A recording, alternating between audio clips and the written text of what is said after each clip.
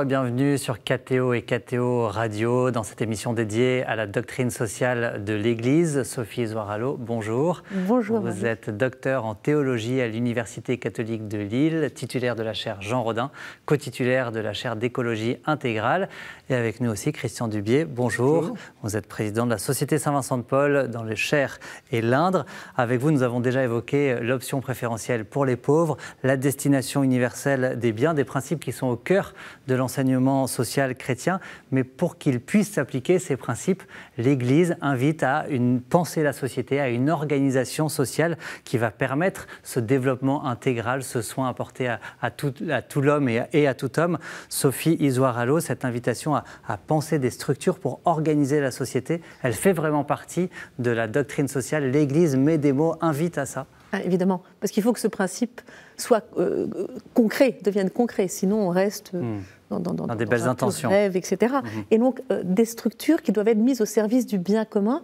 Pour rappel, dans la constitution pastorale de Vatican II, Gaudium et Spes, le bien commun est défini comme l'ensemble des conditions sociales qui permettent à chacune des personnes et aux membres des sociétés d'atteindre plus facilement leur propre perfection. C'est-à-dire, et j'aime bien cette expression de Benoît XVI qui dit le bien commun, c'est cet horizon désirable, c'est le bien du nous tous, dont personne ne peut être exclu. Mais pour que personne ne soit exclu, effectivement, il faut des structures. Et donc, l'Église vraiment invite à ce qu'il y ait des systèmes économiques qui soient justes au niveau du travail, de la dignité, également les institutions politiques. Tout ça est nommé, la solidarité internationale, les mécanismes de subsidiarité qui permettent que les décisions soient prises au niveau le plus approprié. Et donc, en fait, ce n'est pas une invitation simplement pragmatique.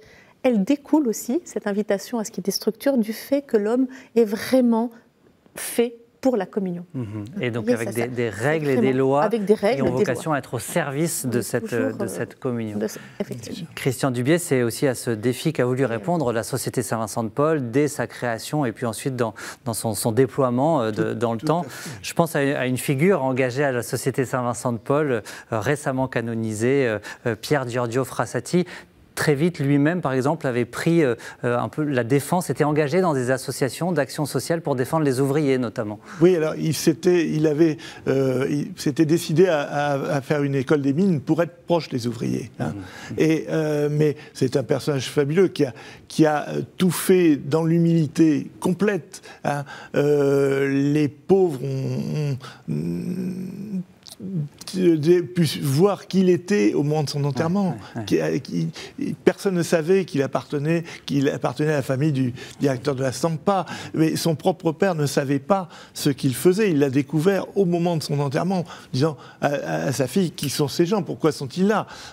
Mais il faisait toute forme de charité. Il portait de l'aide alimentaire, il portait des médicaments qu'il payait lui-même pour des personnes, il déménageait. Enfin, c'est extraordinaire ce qu'il a fait, et il est même allé jusqu'à racheter un bijou au Mont-de-Piété pour le rendre à sa propriétaire.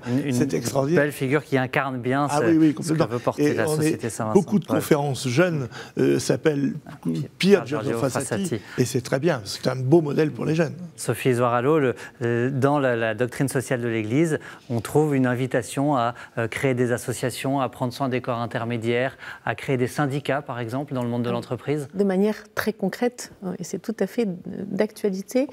En fait, je vais me référer au pape François. Le pape François, qui arrivait d'Argentine, un pays qui a affronté la banqueroute, etc., a été très marqué par la théologie du peuple. Qu'est-ce que c'est que la théologie du peuple? Ce n'est pas la théologie, c'est une émanation de la théologie de la libération, mais qui n'invite pas à la lutte des classes. En revanche, elle invite à la libération du peuple, le peuple considéré comme la chair, le concret de l'évangile, et c'est une libération à la fois personnelle à travers le discernement. Il y a toute une sagesse populaire, mais aussi par la transformation structurelle, donc une transformation personnelle et structurelle. Et donc, en fait, si les pauvres sont protagonistes pour le pape François de leur libération, il faut, on en revient toujours à cette question des structures justes, qui puissent accompagner, et donc notamment à travers l'activité politique. Et il y a une invitation très concrète à ce que les corps intermédiaires, qui sont, eh bien, effectivement, vous l'avez cité, les syndicats, les associations professionnelles, les organisations, etc., qui vont permettre d'articuler, si vous voulez, le dialogue entre, finalement, l'État et la personne. Et très intéressant, dans Laudato Si, là où le pape François va camper une analyse sans concession du système technocratique, voilà, où on aurait toutes les raisons de désespérer. Il dit, ben non, justement, il appartient à l'ensemble des corps intermédiaires, il leur donne leur chance. Il dit, vous avez les moyens, vous pouvez, et toujours, effectivement, alors ça concerne la participation, on est invité aussi à participer démocratiquement, à protéger les plus faibles des puissants, etc. etc. Et donc ce maillage permet un réseau de solidarité concrète. Ouais, voilà. Avec des mises en garde quand même, je cite à nouveau le compendium de la doctrine sociale, au paragraphe 183, le réalisme chrétien met en garde contre les positions idéologiques et contre les messianismes qui alimentent l'illusion d'éliminer totalement de ce monde le problème de la pauvreté, c'est-à-dire que l'Église nous encourage à tout faire, mais sans prétendre, en tout cas sans que ça devienne une lutte politique ou idéologique. Alors il y a justement, je pense, en ce moment, par exemple, avec l'intelligence artificielle, on parle de techno-messianisme. Vous avez toute une série de technoprophètes qui veulent, alors je ne vais pas les citer, mais certains patrons de l'industrie tech disent qu'ils vont rendre la vue aux aveugles, guérir, ils s'inspirent de l'évangile et ils se prennent pour Dieu. Donc il y a vraiment un risque à ces techno-messianisme de tous bords, j'ai envie de dire, et à ces risques d'enfermement partisan ou d'idéologie, si vous voulez, qui, au lieu de servir, vont desservir la cause des plus pauvres.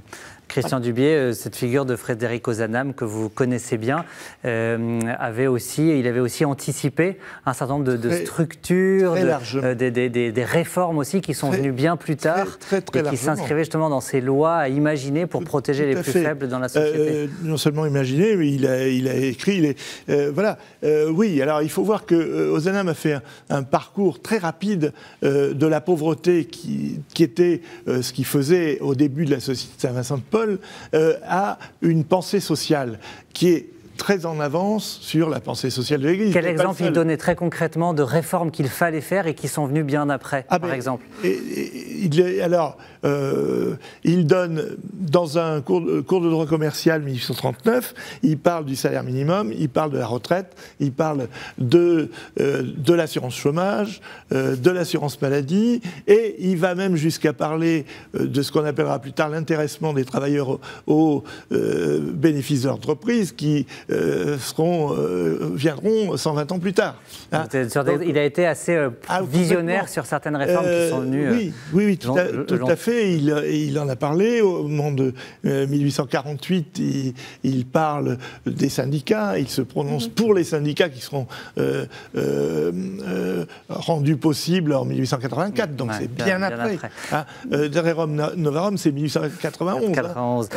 Sophie Zoharalo, pour penser ces structures sociales, quelle place pour l'expression, pour la parole des personnes directement concernées, des plus pauvres, des plus petits, de ceux que les lois ou que justement l'organisation prétend protéger? Comment faire entendre cette parole et comment la prendre en compte? Alors Joseph Wresinski avait créé les conventions citoyennes. Joseph Wresinski, fondateur d'ATD Carmont, pour que justement que chacun puisse avoir un égal accès à la parole. Vous avez le philosophe Guillaume Leblanc qui dit aujourd'hui, oui mais est-ce que les pauvres ont droit à la parole? Comment? Il ne suffit pas de donner un de faire un micro-trottoir ou donner un micro à une personne pauvre, pour qu'elle puisse s'exprimer. Hein. Et certains, et on l'a vu notamment avec la crise des abus, certains vont dire on me prend pour un fou.